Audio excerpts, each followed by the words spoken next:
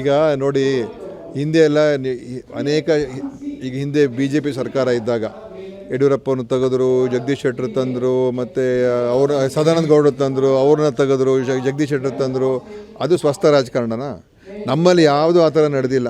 ಯಾವ ಭಿನ್ನಮತ ಇಲ್ಲ, ಯಾವುದೇ ರೀತಿಯ ಗುಂಪುಗಾರಿಕೆ ಇಲ್ಲ, ಎಲ್ಲರೂ ಒಂದಾಗಿದ್ದೇವೆ. ನಿನ್ನೆನೂ ಕೂಡ ಸುದೀರ್ಘವಾದಂಥ 4.5 ಗಂಟೆ ಕಾಲ ಸಚಿವ ಸಂಪುಟದ ಸಭೆ ಆಯಿತು. ಎಲ್ಲರೂ ಜೊತೆಯಲ್ಲಿದ್ದರು. ಮತ್ತು ಎಲ್ಲಿ ಇವತ್ತು ಪ್ರಶ್ನೆ ಎಲ್ಲಿದೆ? ಸುಮ್ಮನೆ ಅವರಿಗೆ, ವಿರೋಧ ಪಕ್ಷದವ್ರಿಗೆ ಬೇರೆ ಇನ್ನೇನಿಲ್ಲ, ಹೇಗಾದರೂ ಮಾಡಿ ನಾವು ಎಲ್ಲದರಲ್ಲೂ ಸ್ಪಂದನೆ ಮಾಡ್ತಾ ಇರೋದು ಸರ್ಕಾರ ನಮ್ಮದು. ರೈತರ ಪರವಾಗಿರ್ಬೋದು, ಮಹಿಳೆಯರ ಪರ, ಎಲ್ಲರ ಸ್ಪಂದನೆ ಆಗ್ತಾಯಿದೆ. ಇವತ್ತು ನಾವು ಆ ಕೆಲಸ ಮಾಡ್ತಾಯಿದ್ದೀವಿ. ಎಲ್ಲಿ ನಮ್ಮ ಫೇಲಿಯರ್ ಏನು? ನಮ್ಮ ಸರ್ಕಾರದ್ದು ಯಾವುದ್ರಲ್ಲಿ ನಾವು ಫೇಲಿಯರ್ ಆಗಿದ್ದೀವಿ? ಯಾವುದ್ರಲ್ಲಿ ನಾವು ಸ್ಪಂದನೆ ಮಾಡಿಲ್ಲ? ನಮ್ಮ ಸರ್ಕಾರ ಎಲ್ಲ ಜವಾಬ್ದಾರಿತ್ವ ಕೆಲಸ ಮಾಡ್ತಾಯಿದೆ.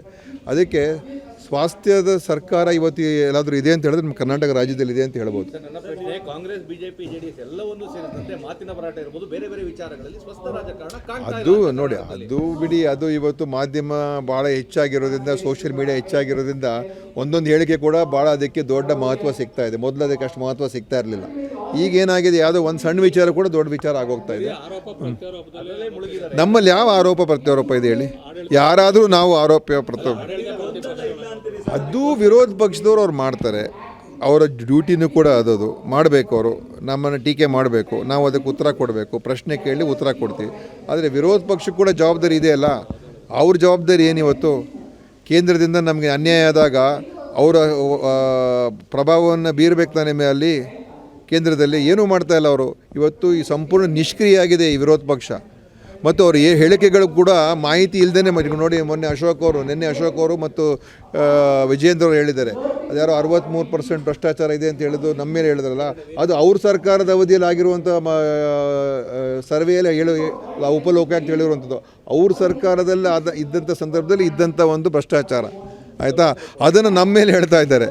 ಅವ್ರಿಗೆ ಅಷ್ಟು ಕೂಡ ಮಾಹಿತಿ ಗೊತ್ತಿಲ್ಲ, ಕೊರತೆ ಇದೆ. ಮತ್ತು ಇವತ್ತು ವಿರೋಧ ಪಕ್ಷದಲ್ಲಿರುವಂಥ ಗೊಂದಲ, ಅಲ್ಲಿ BJPಯವರು ವಿರೋಧ ಪಕ್ಷ ನಾಯಕರನ್ನು ತೆಗಿಬೇಕು ಅಂತ ಒಂದು ಕಡೆ ಹೊರಟಿದ್ದಾರೆ, ಅಧ್ಯಕ್ಷರನ್ನು ತೆಗಿಬೇಕು ಅಂತ ಒಂದು ಕಡೆ ಹೊರಟಿದ್ದಾರೆ. ಅವರಲ್ಲಿ ಏನಾದರೂ ಒಗ್ಗಟ್ಟಿದೆಯಾ? ಸೊ ಅದಕ್ಕೋಸ್ಕರ ನಮ್ಮನ್ನೇ ಟೀಕೆ ಮಾಡೋದಕ್ಕಿಂತ ಇವತ್ತು ಕೇಂದ್ರದಿಂದ ನಮಗೆ ಅನ್ಯಾಯ ಆಗ್ತದೆ. ನಮ್ಮ ಕಬ್ಬಿನ ಬೆಳೆಗಾರರ ಪರವಾಗಿ ಕೇಂದ್ರ ಸರ್ಕಾರ ನಿಲ್ಲಿಲ್ಲ, ಮೆಕ್ಕೆಜೋಳ ರೈತರ ಪರವಾಗಿ ಕೇಂದ್ರ ಸರ್ಕಾರ ನಿಲ್ಲಿಲ್ಲ. ಪ್ರಹ್ಲಾದ್ ಜೋಶಿ, ಅಶೋಕು, ವಿಜೇಂದ್ರ ಬರೀ ಭಾಷಣ ಬಿಗಿತಾರೆ, ರೈತರ ಜೊತೆ ಹೋಗೋರು ಮಲ್ಕೊಳ್ತಾರೆ, ಹುಟ್ಟುಹಬ್ಬ ಮಾಡ್ತಾರೆ. ನ್ಯಾಯ ಕೊಡಿಸೋದಕ್ಕೆ ಇವ್ರಿಗೆ ತಾಕತ್ತಿಲ್ಲ. ಏನು ಹೇಳ್ಬೇಕು ನಾವು ಅವ್ರಿಗೆ? ಏನಂತ ಹೇಳ್ಬೇಕು ಇವ್ರಿಗೆ ನಾವು? ಬರೀ ಪ್ರಚಾರಕ್ಕೆ ಮಾಡೋದಕ್ಕೆ, ಮೈಕ್ಗಳ ಮುಂದೆ ಮಾತಾಡೋದಕ್ಕಲ್ಲ. ಅವ್ರದ್ದು ಜವಾಬ್ದಾರಿ ಇದೆ ತಾನೇ, ಕೇಂದ್ರದಲ್ಲಿ ಅವ್ರದ್ದೇ ಸರ್ಕಾರ ತಾನೇ. ಯಾಕೆ ಅವ್ರು ಸಹಾಯ ಮಾಡ್ತಾಯಿಲ್ಲ? ಇಷ್ಟೊಂದು MP ಗಳು ಗೆದ್ದು ಹೋಗ್ತಾರೆ, ಬಾಯೇ ಬಿಚ್ಚೋದಿರಲ್ಲ MP ಗಳು. Okay, thank you. DK Shivakumar, ಪರಮೇಶ್ವರಿಗೆ ಎಲ್ಲರೂ ರೇಸಲ್ಲಿದ್ದಾರೆ. ಇವ್ರು ಯಾರು ಬೇಡ, ಒಂದು ಹೊಸ ಮುಖಕ್ಕೆ, ಯಂಗ್ಸ್ಟರ್ಸ್ಗೆ ಅವಕಾಶ ಕೊಡಿ ಅನ್ನೋ ಚರ್ಚೆನೂ ರಾಜ್ಯದಲ್ಲಿ. ಅದು ನೀವು ಚರ್ಚೆ ಶುರು ಮಾಡ್ತಾ ಇದ್ದೀರಿ ಈಗ. ಅದು ನೀವು ಶುರು ಮಾಡ್ತಾ ಇರೋದು. ಅದು ಈ ಹೊಸ ಚರ್ಚೆ ನೀವು ಶುರು ಮಾಡ್ತಾ ಇದ್ದೀರಾ. ಇದಕ್ಕೆ ನೋಡಿ, ಎಲ್ಲರೂ ಹೇಳುವಂಥದ್ದೇನೋ ನಮ್ಮ ಹೈಕಮಾಂಡ್ ತೀರ್ಮಾನ. ಹೈಕಮಾಂಡ್ ಏನು ತೀರ್ಮಾನ ಮಾಡುತ್ತೆ ಅದಕ್ಕೆ ಎಲ್ಲರೂ ಒಪ್ಕೊಳ್ಳುವಂಥ ತಯಾರಾಗಿರುವಂಥದ್ದು.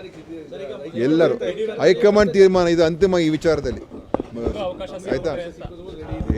ನೋಡಿ, ಹೈಕಮಾಂಡ್ ತೀರ್ಮಾನ ಅಂತಿಮ ಅಂತ ಸಿದ್ದರಾಮಯ್ಯ ಸಾಹೇಬರು ಹೇಳಿದ್ದಾರೆ, ನಮ್ಮ ಶಿವಕುಮಾರ್ ಅವರು ಹೇಳಿದ್ದಾರೆ, ಎಲ್ಲರೂ ಹೇಳಿದ್ದಾರೆ. ಇನ್ನೇನು ಅದ್ರ ಬಗ್ಗೆ ಚರ್ಚೆ ಏನು?